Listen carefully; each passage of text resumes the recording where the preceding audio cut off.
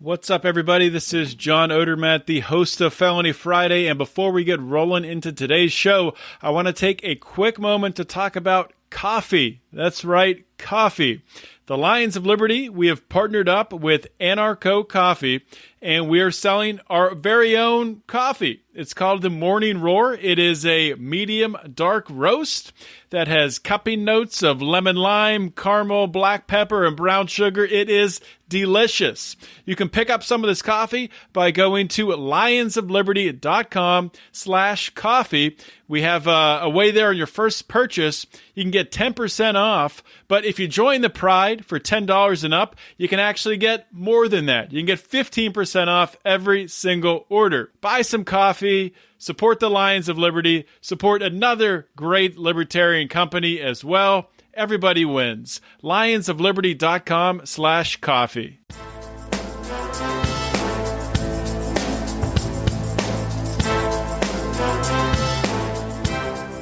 Welcome to Felony Friday, a presentation of the Lions of Liberty podcast.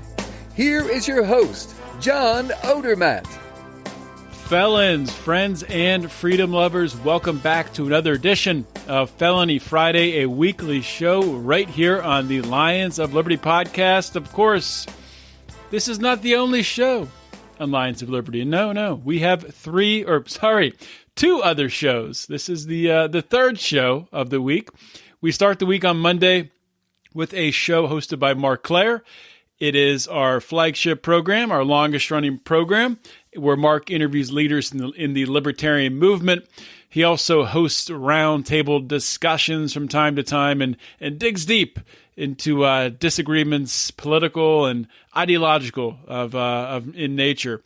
On Wednesday, we got Electric Liberty Land, hosted by none other than Brian McWilliams, your favorite bald libertarian comedian, where Brian digs into comedy, culture, liberty, anger, martinis, I don't know, all kinds of different things. And of course, Friday, Felony Friday, where we take a look at this broken criminal justice system. You can get all three shows in your podcast feed delivered to that little phone in your pocket by subscribing wherever you listen to podcasts. So definitely consider doing that. And if you do listen on Apple Podcasts, we really would appreciate it, or really anywhere you listen, but especially Apple Podcasts. Please go over there, give us a 5-star rating, leave a nice review, say something nice about us. It helps with the little algorithm thingy that they do, which puts our podcast in front of more people. So if you like what we do, if you like the ideas of liberty, you want more people to hear about it, then do that. If you don't, then why are you listening to this? I don't know. Maybe you hate yourself. That's not for me to say.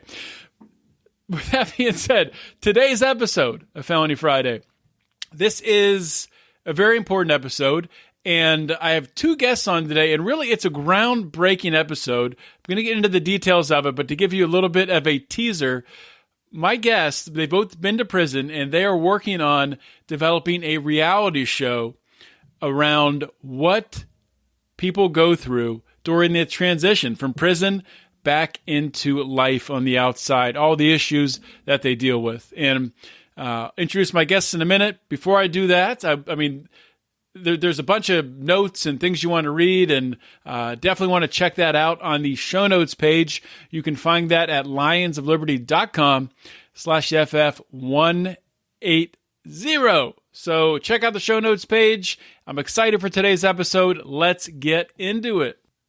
My guests today on Felony Friday are Tieshae Huntsman and Francine Williams. They are both ex-felons, and they both have some pretty unbelievable backstories of what they've been through, obstacles that they've overcome in their lives. And we're going to get into all of that. Something really cool that they're doing together is they formed a TV and film production company, and they're currently in production of a reality show. It's called Lyfe After the Feds, and their goal is to tell these stories and really show the struggles that ex-felons go through from their release from the penitentiary as they're incorporating and getting back into everyday life on the outside. So Tieshae and Francine, welcome to Felony Friday. Hi, how are you? Thank you. Well, great to have you guys on, and this is a little bit different having two different guests on. I'm used to one guest, so I'll do my best to juggle back and forth and feel free to, if I ask one of you a question and the other one wants to chime in on it, just jump in. I mean, don't wait for me to, call on you or ask the question directly to you. Just, Okay. just jump on in and insert yourself. So we'll start with Tieshae first. If you could give my listeners here a little bit of background on yourself. So what I'd like to do, the sort of the introductory question, if you could just talk about sort of where you're from, where you grew up, just a little bit about yourself personally. Well, okay, everybody, I'm Tieshae. I'm from Watts, California, and I grew up in a really, really tough part. Watts is in Los Angeles. It's like a city inside of Los Angeles. It's very well known for, violence and all of that type of stuff. So I grew up there as a kid. My introduction to the juvenile system, to the prison system, was very, very young as a juvenile. I was misguided, I would say. But at the time when I was a kid, I didn't realize that life wasn't like that. I was accustomed to living in violence and drugs and alcohol and abuse. And it is crazy because I thought about it today. I didn't really realize from a kid that I've been struggling with mental health issues pretty much all of my life. And the prison system, I think that they don't address, that's something they need to address, because instead of them giving me the type of help that I really needed, which was psychological, from a young age, they just threw me in jail. So that's just how I pretty much lived most part of my life. It's just being not listened to, but just put in prison. So, which led me to, I don't know, I was surviving. To me, I was just surviving in my community. This is, a lot of things I had to do. I had to fight. Like I said, I had to struggle. And then the means of making money and living life was selling drugs. You know what I mean? It is sad to say, but that's what it was for me. Do you remember how old you were the first time that you were exposed to, or you saw selling drugs being sold? The first time I remember, I probably was about 6, 7 years old. I remember an incident when we stayed in Nickerson Gardens, a project, and I seen this man get beat really bad, like right in front of me. I'll never forget the look on his eyes over drugs. And I was just terrified, and I just was looking. But, I mean, that's what life was for me. So, like I said, I thought that was the norm. I thought the rest of the world lived like that. But as I became older, and I realized it wasn't. So life has been a difficult journey for me. But at the same time, I look forward to the new beginnings, the things that I have learned, and different people that I've met, to realize, hey, life is good. It's some goodness in the world. Right. So we'll come back to that. I want to dig more into your story, but I want to give Francine a chance to introduce yourself and tell everybody out there listening a little bit about your background and where you're from. Okay.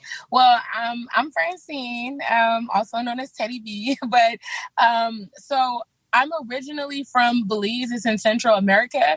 I was born there. I came to California with my mom when I was about 4 years old. We lived in, South Central LA. A couple years after that, my father came along. I had a pretty okay childhood, but I started going through a lot of things with my family. It was different. Like Tieshae's story, we come from two different places. We both were here, but she was on a different side than I was. I wasn't really exposed to a lot of violence and all that really at a young age, but I had a lot of problems within my family, and I had to internalize, a lot of different things. And, it made me push away from my family. I felt like I didn't have anyone, and as a child, sometimes that's really hard to deal with. And just like Tieshae was saying, that's where mental health kicks in. People think that it's because you have a problem, and it's not necessarily that. It's just a lot of issues that we internalize that we don't, deal with them. And at that time, as a child, I wasn't able to deal with those issues. And, I just internalized everything growing older. And, as a teenager, like I said, I had different troubles at home with my family and ended up having to go out into the world at a young age. And, that's when I kind of got exposed to a lot of different things. And, I was experimenting with drugs and all just kinds of stuff. And, later on in life, my mom, she ended up getting breast cancer and she was like really, really sick. So that's kind of where, for me, things changed when I felt like I needed to step up to the plate. I have 4 younger siblings. So, at that time, I felt like, even though me and my mom had a really estranged relationship for a while, I felt like that was my time where I needed to step up and be there for my family because there was no one else that was going to be there. And, that led me to make some really, not so good decisions in my life. And, that ended me having me go to federal prison. Mm-hmm. And, that's how here I am today. Life gave me lemons. I made some really good lemonade from it. Look at us now, so I have to just embrace those things.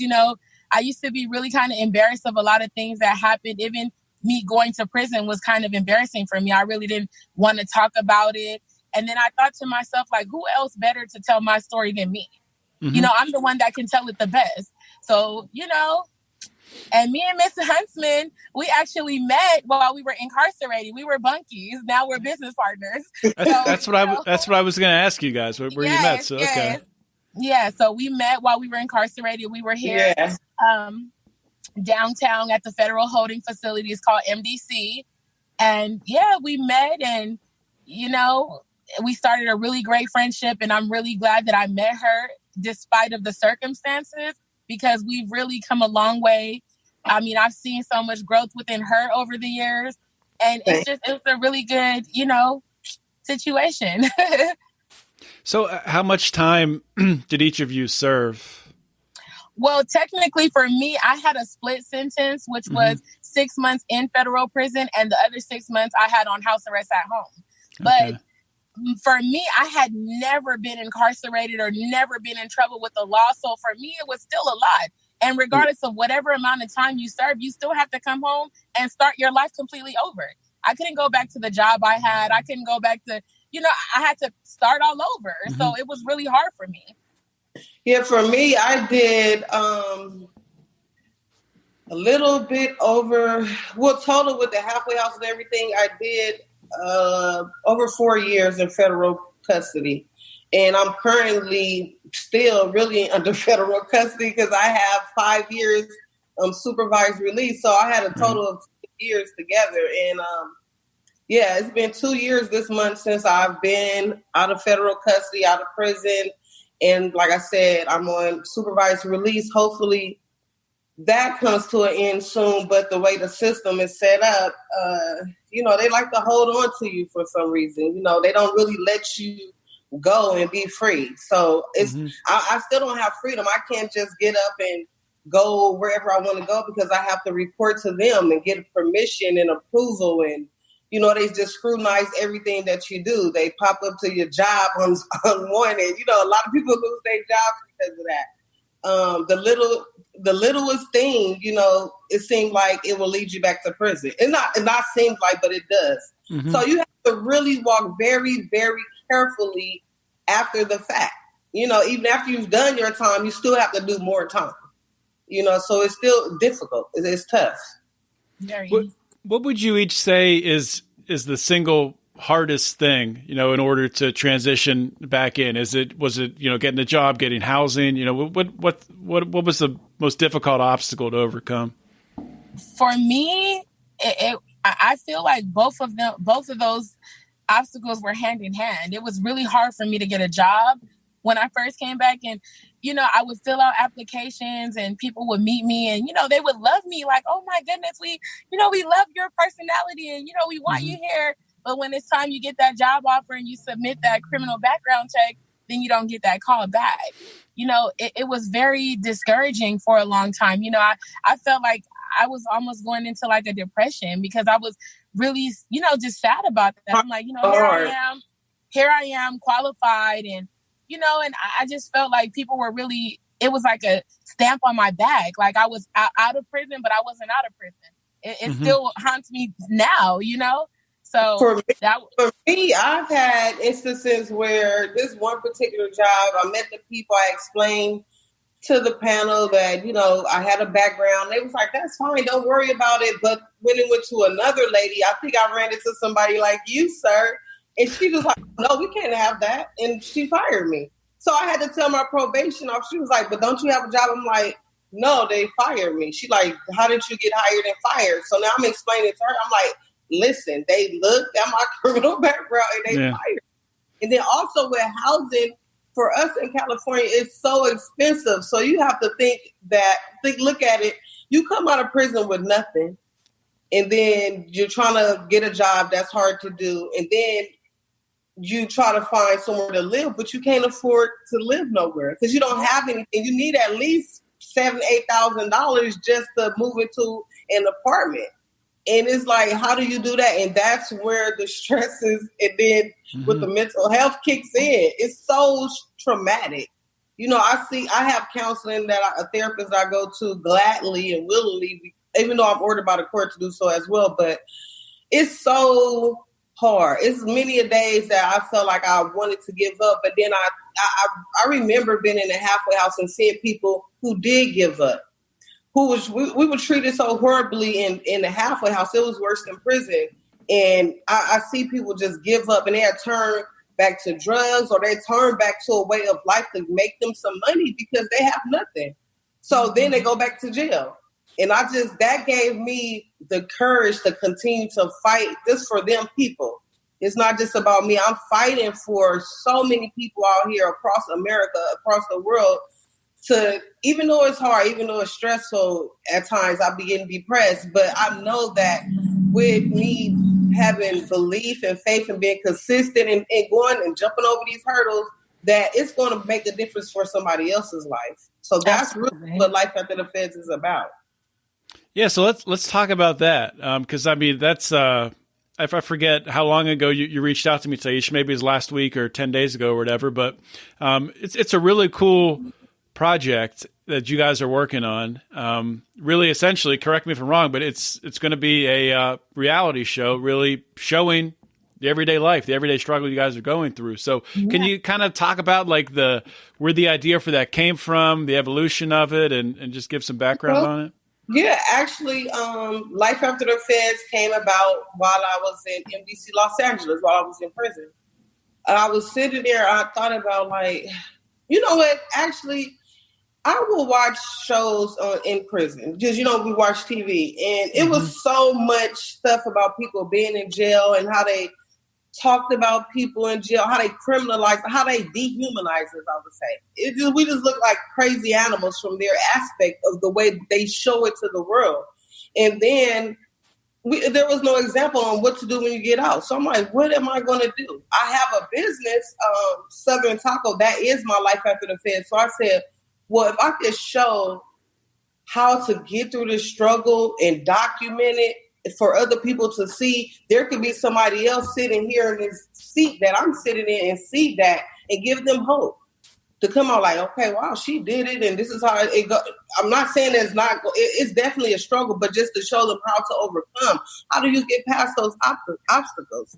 So that's why I decided to do this. And that's where it came from me being in jail, just figuring out what to do when I get out. What is it going to look like? What is it going to feel like? I didn't know. So that's where it came from. Is it the same reasons for you, Francine, or what motivated you to do this? Well, you know, Tieshae, she is the one that actually came up with the concept of the show. She's the creator. You know, I'm just I'm the facilitator, you know, but she came up with the concept. I mean, I've always thought it was really great and was always 100% backing her and whatever it is, you know, and I actually I got out of prison before she did, but, you know, I kept in contact with her. I would, you know, ride her or, you know, whatever little money I could, you know, put on her account, I would do it for her.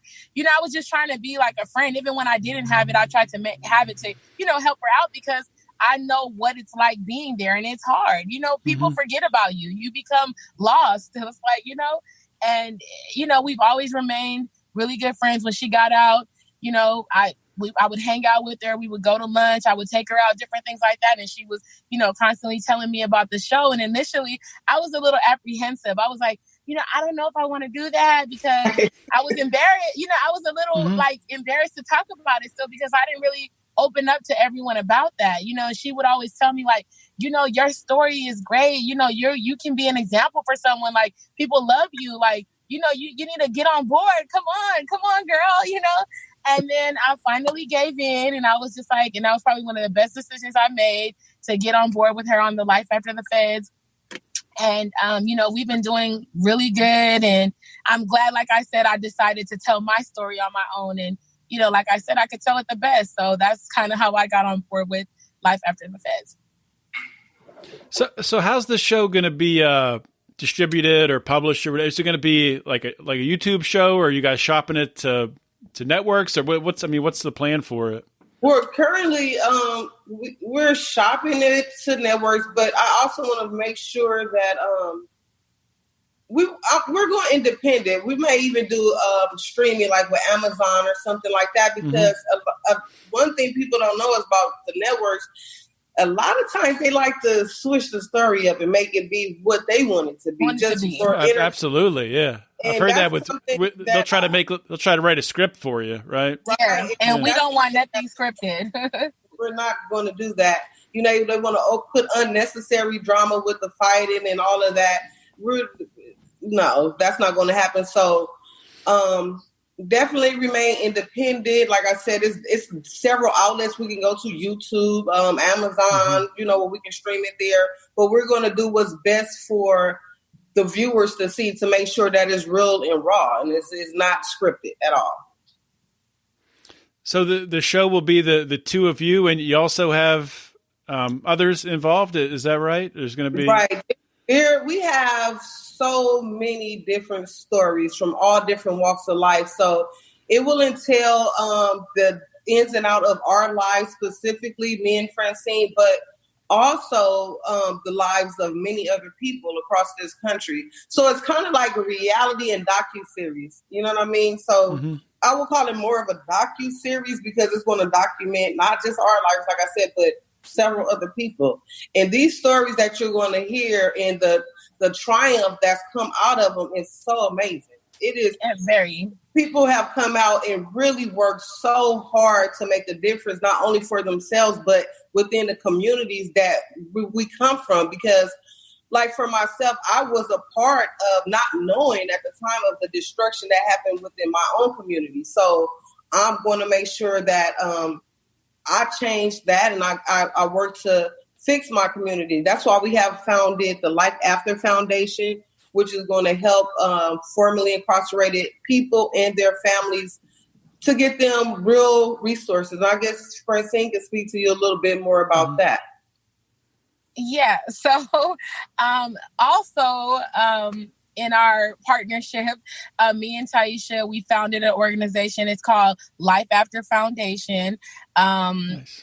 It's pretty much helping individuals that are formerly incarcerated with their transition back into society, because that's like we between, for me and her, we experienced that without the help, and I think it's easier, not necessarily easier, but it makes you feel a little better when you're getting a little help from someone who's been down that road before. Yeah.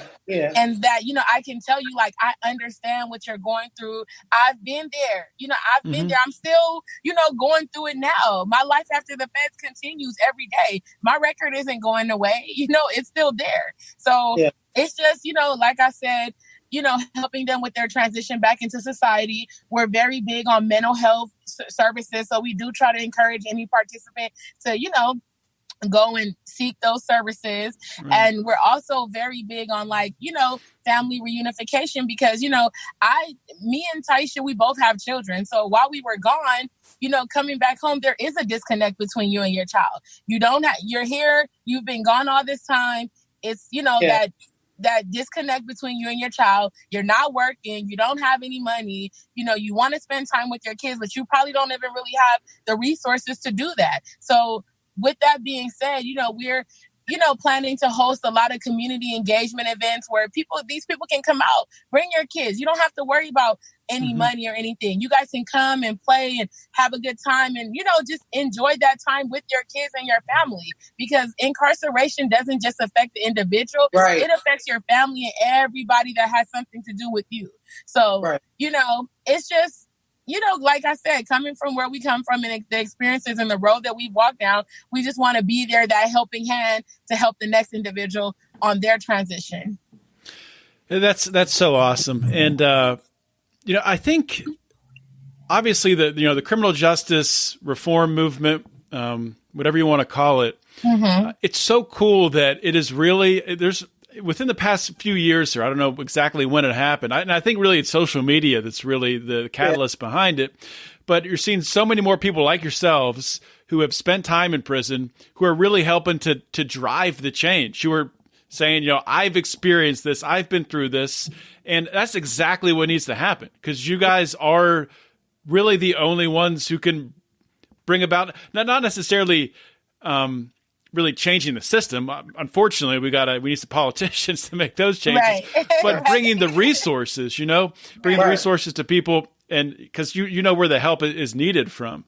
But I just wanted to point that out, and I think it does come back to really social. I mean, you guys reached out to me on Instagram, so social media has really helped a lot in that aspect, and I think what we're really trying to get the politicians, the people that make the changes to understand is you cannot just throw a person away and that's it. Just lock them up. Figure out what is the root cause of the problem. What needs to be done inside the communities to stop this revolving door of prison? Why does everything always just send them to jail? Just for the little things, send them to jail. What really needs to be done? It's a lot that has to happen within the communities, within the families. And again, that's where mental health comes in. The stigma has to be taken off, because for me, growing up, we've seen like if people went to mental health, that is the crazy person. No, it's not that you're crazy. It's just that you probably don't have someone there to really understand what you're holding inside. Because me, for myself, I bottled up a lot of things inside. I kept all of my hurt, my anger, and my pain within myself. So when I found myself in circumstances with other people that got really heated and, maybe an argument or something, I exploded and became violent. You know what I mean? I didn't know how to control those issues. I couldn't tell nobody, well, I'm so angry and mad because I was beaten as a child. My parents really didn't want me. I don't know what love feels like, so I don't know how to smile. People look at me such like I'm an angry person. I'm not angry. I just don't know how. I don't know really what happiness and love felt like. I just didn't know. So then I'm always looked at in a certain light, which made me even more angrier, which made me lash out a certain type of way. These issues be addressed. And if for my community, the Black community, we have parents that did not deal with their anger issues. So then you raise children that have anger issues. So it has to stop. And then for me, I have break the cycle. I have 4 children myself, and right now I'm still transitioning to getting back into their lives and trying to figure out how to love them better and to treat them in a manner to where I hear their voice. I let them talk and let them speak and tell me why they're upset with me, because, I'm saying, that way they don't go out to be these angry children bottling up the hurt and pain that I've caused on them because of the choices I made in my life. So that's why this is very important. As a whole, let's reform the whole community, the whole system as a whole. Right. It is important. So I'm curious. So you both, it seems like probably somewhere in your past, maybe I don't know if it happened in prison or where it happened, but there was sort of a turning point, right? Where, some things started making sense for you, where you got the motivation or the idea or the catalyst to start Lyfe After the Feds. What really caused you, or this is to both of you, cause you to want to give back, to want to make this change? Is there something that, because I mean, a lot of people I'm sure go into prison and they do their time and they're angry, and rightfully so. I'm not judging anybody, and they just get out of there and they're done with it. So is there something that like, that you can think of to point back to that really was a turning point that made you really want to give back and want to try to change to break this cycle? For me, I think it was just really the separation from my daughter.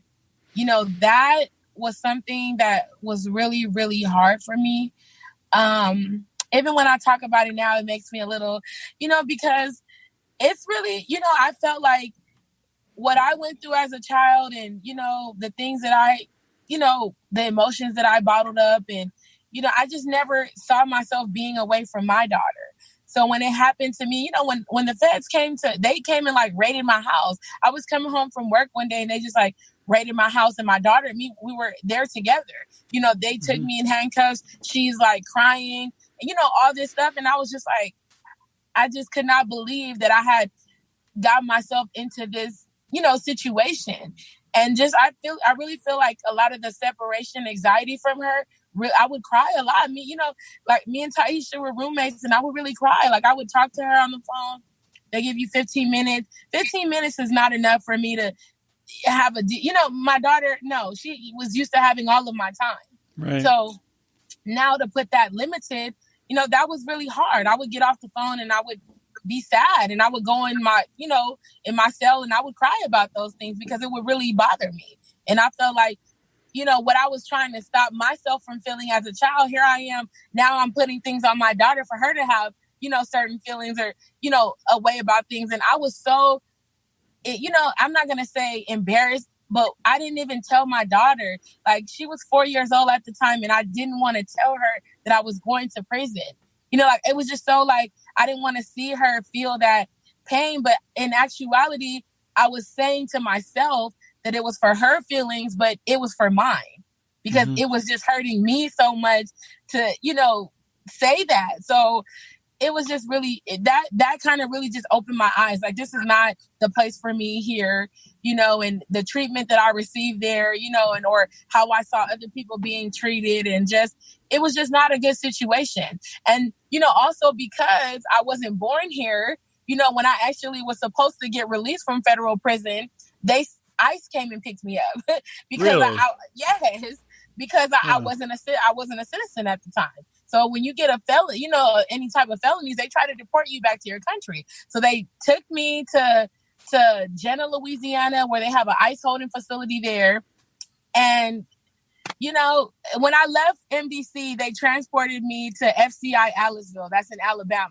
The federal prison, they can send you to anywhere in the United States to do your time. Mm-hmm. So here I am way in Alabama. I have no family here. No one's coming to visit me. You understand? It was really, those times were just really hard for me. And, I made it out and I don't want to go back. And, it, like I said, coming home to and experiencing just all the struggles of just trying to, when I came home, I was on house arrest, and they give you a bill for that. So you come home with no job, they put me on house arrest and then give me a bill and tell me I have to pay almost $100 a month for them to keep track. It's a sick joke. Yes, for them to keep track of me. And I'm like, well, where am I going to get this money from? Where am I going to get this money from? I don't have anything. I don't have anything right now. Then for me, like she said, when I said in that, when I got to federal prison, I dug deep inside. I said, what is going on with me? Why am I doing it? Why am I finding myself in prison, locked up? And then I had children, 4 children, and my kids were actually, my daughter, Ariana, she would email me every day. And she told me that she wanted to, that she couldn't be with me. She wanted to come live in prison with me. Wow. So I was, excuse me, I'm sorry. It's okay. It's okay. And for for your kids to just want to come. They love me so much that they just wanted to come live in prison. It's like, why? How could I have to do something to figure out why am I the way I am and change it? Because I know I'm a good person. Why am I doing these things? It has to be a better way to live. Mm-hmm. You know, it has to be a better way. So I just dug deep and I did a lot of praying and I just soul searched. And those letters from them phone calls that was so short but so impactful. I promised that I will make a change, and I promised that I would do things so that these kids wouldn't be so angry at society and to the world because of what I have done. And they didn't understand why they wanted to lock their mother up. Like, I was the best person on the planet to them. Like, why would they want to put my mommy in jail? What did she do so bad? So I think about all of the women that was in there, women and men, whose thousands and hundreds of thousands of children have been left behind with that hurt and pain. Right. And maybe their parents didn't have a chance to really think while they were in there to change, because the world in there is so crazy at times. You don't really have a chance to sit back. Some people don't. Fortunately for me, I took that time to really evaluate myself, to change myself, and to figure out why was I so hurt. And I let go a lot of my childhood hurt. I let it go. I left it there in prison. Because had I brought it back home with me again, I wouldn't be where I'm at today. I wouldn't be able to stand up for other people. I wouldn't be able to stand up for my children and help them heal.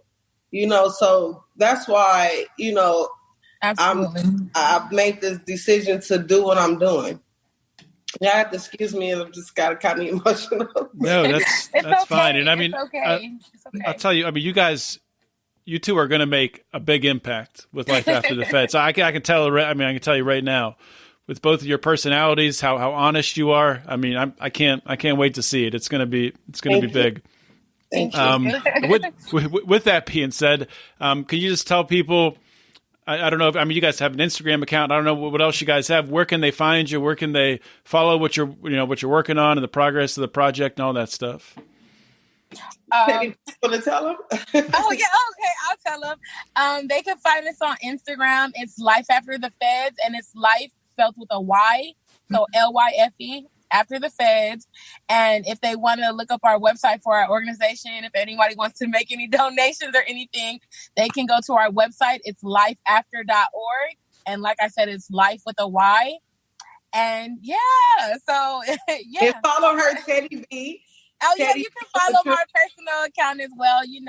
I'm a little bit of my Lyfe After the Feds. I'm doing the foundation with Miss Huntsman as well.